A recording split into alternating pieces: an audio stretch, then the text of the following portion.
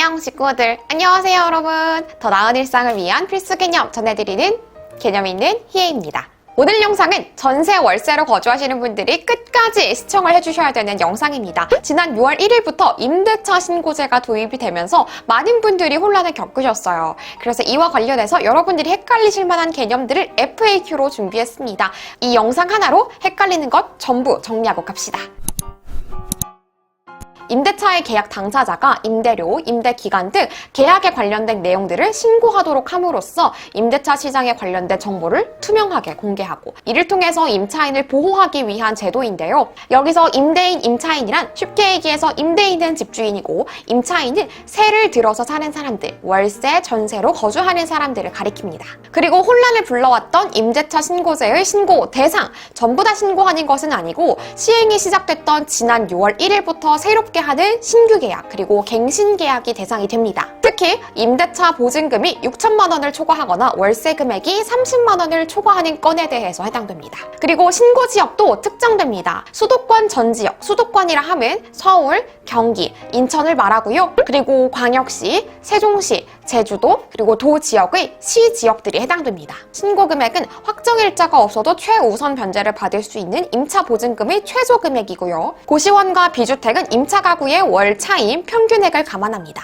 확정일자는 제가 영상을 따로 만들어서 그 중요성을 정말 강조를 한 바가 있고요. 그렇다면 최우선 변제? 최소 금액? 헷갈리시잖아요. 이 개념들보다는 금액을 외우시는 게 더 나을 것 같습니다. 서울은 1억 5천, 경기와 세종시는 1억 3천, 광역시 등은 7천만 원, 그리고 그 외의 지역은 6천만 원이고요. 월세 평균액은 고시원은 28만 3천 원, 비주택은 20만 6천 원이 기준입니다. 신고 방법은 두 가지입니다. 관할 주민센터를 찾아가셔도 되고 온라인으로 직접 하셔도 괜찮은데요. 이 신고 제도가 새롭게 도입이 되면서 혼란이 굉장히 많이 빚어지다 보니까 실제로 찾아가서 하시는 분들도 꽤 많으신 것 같아요. 나는 내가 신고를 잘못할까봐 겁이 난다. 좀 더 설명을 듣고 싶다 하시는 분들은 관할 주민센터에 찾아가시는 게 더 나을 것 같습니다.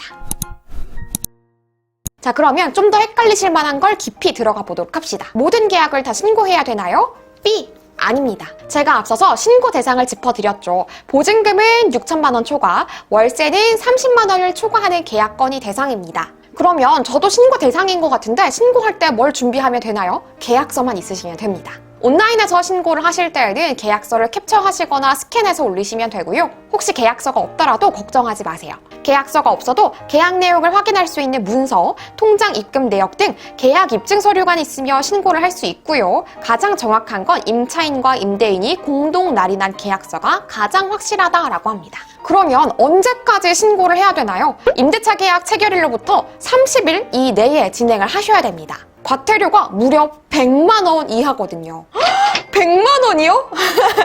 겁먹지 마세요. 원칙상으로는 100만 원 이하의 과태료가 부과되지만 계도 기간이 있습니다. 내년 5월 31일까지는 계도 기간을 갖는다고 합니다. 이 기간 안에는 과태료가 따로 부과되지 않고 그 이후로는 과태료가 부과된다고 하니까 미리미리 준비하는 게 좋겠죠? 근데요, 저는 뭐가 뭔지 모르겠는데 혹시 이거 공인중개사한테 대신해달라고 하면 해주나요? 네, 대신도 가능합니다. 신고인의 위임을 받은 대리인도 위임장을 첨부한다면 대신 처리도 가능하다고 합니다. 특히 공인중개사가 온라인 신고를 대신할 수 있도록 부동산 거래 관리 시스템에 위임장을 등재할 계획이라고 하네요. DM으로도 정말 많이 주셨던 질문, 요즘에 제주도 한 달 살이 정말 많이 하시잖아요. 한 달 살이처럼 단기 임대차 계약인 경우에도 신고를 해야 되나요? 이건 세무입니다. 단기 임대차 계약도 원칙적으로는 금액과 지역이 해당이 된다면 신고를 해야 됩니다. 하지만 전입신고가 되어 있는 실거주지가 따로 있고 일시적인 거주라는 게 밝혀지는 게 명확하다면 이 신고에서 제외된다고 합니다. 그래서 제주도 한 달 살이 같은 단기 숙박 같은 경우에는 해당 신고 대상에서 제외된다고 합니다.